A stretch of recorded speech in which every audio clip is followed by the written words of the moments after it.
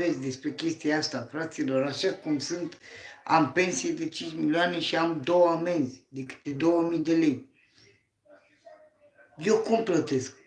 Ce să fac? M-a călcat trenul la vârsta de 7 ani, înainte să ajung la școală, deci n-am apucat să fac școală. Nu știu ce infracțiune am făcut, că nu înțeleg, am fost la magazin să-mi iau ce mi-a trebuit în casă, sunt persoană cu dizabilități, nu pot să-mi gătesc, trebuie să mă duc la magazin să-mi cumpăr, nu? Salam, pâine, ce pot să și eu să mănânc. E ceva normal? Băi, fraților, dacă vedeți cum se comportă, te lasă fără drept de apel, pe cuvântul meu dacă vă mint. Deci n-ai dreptul să zici nimic, nimic. Absolut nimic. Pune buletinul, îți vine amendă acasă. Scurt. Vi se pare ceva normal? Mie nu. Pe mine mă revoltă chestiile astea și cred că am să ies în stradă și până la urmă îmi dau foc, că și așa nimeni nu mă ajută și nu mă am încotro. Deci decât să mor de foame, mai bine mor de glonțul unui polițist și gata. Și am terminat cu toate.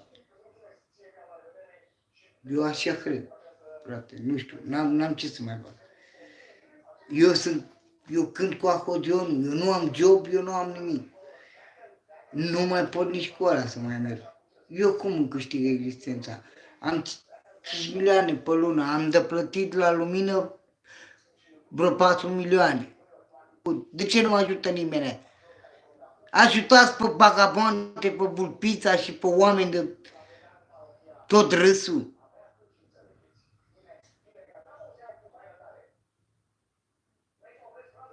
Ce tare sunteți să mor eu. Mă lăsați așa, wow. Să mă descurc cu ce am. Bă, fraților, nu știu ce să zic. Wow, ce încurajări.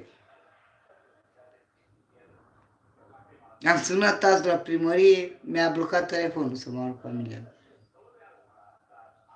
Am cerut alimente și alea, mi-a închis telefonul, am sunat de 3 ori, am pus videoclip pe Facebook, intrați pe Facebook, pe Dinu Viorel, am videoclip, am dovadă, clar, mi-a închis telefonul, am sunat de 3 ori, verificați pe Dinu Viorel, Facebook.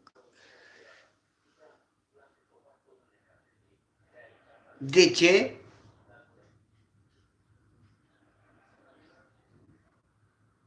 Eu ce fac în situația asta? Eu sunt un om, mi-am câștigat toată viața banii prin ce și n-am deranjat, am încercat să nu deranjez, am încercat să nu fur, să nu am infracțiuni, să nu nimic.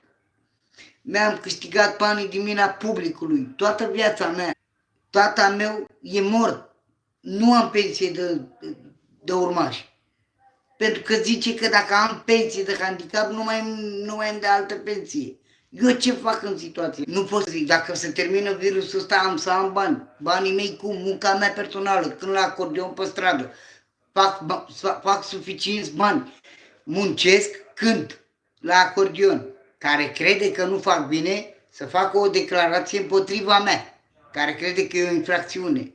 Da, să se termine virusul ăsta și îmi iau acordeonul în brațe, cânt și sunt mulțumit cu ce primesc. În momentul de față eu nu pot să fac asta. Ce fac? Am și o întrebare pentru domnul Iohannis. Pentru domnul Iohannis. Eu ce fac în situația asta? Nu am pensie, nu-mi dă pensie. Când am vrut să aplic, am aplicat cu 4 zile după ce s-a dat legea că îți trebuie minim o zi de muncă în România. Și eu sunt așa de la 7 ani. Am dovezi. Azi că nu mi-aprobă. Tatăl meu e mort de 1 an de zile, eu n-am pensie de urmași. Pentru că eu îmi câștig existența mea de mic copil. Fără să vă deranjez, fără să vă... Eu v-am cântat, eu v-am înveselit. Mă știe Anglia toată. Toată Anglia mă cunoaște. Eu ce fac în situația asta? Haideți, vă rog, ajutați-mă și postați acest videoclip, vă rog frumos, să ajungă undeva sus. Vă rog, am și o rugăminte asta la voi.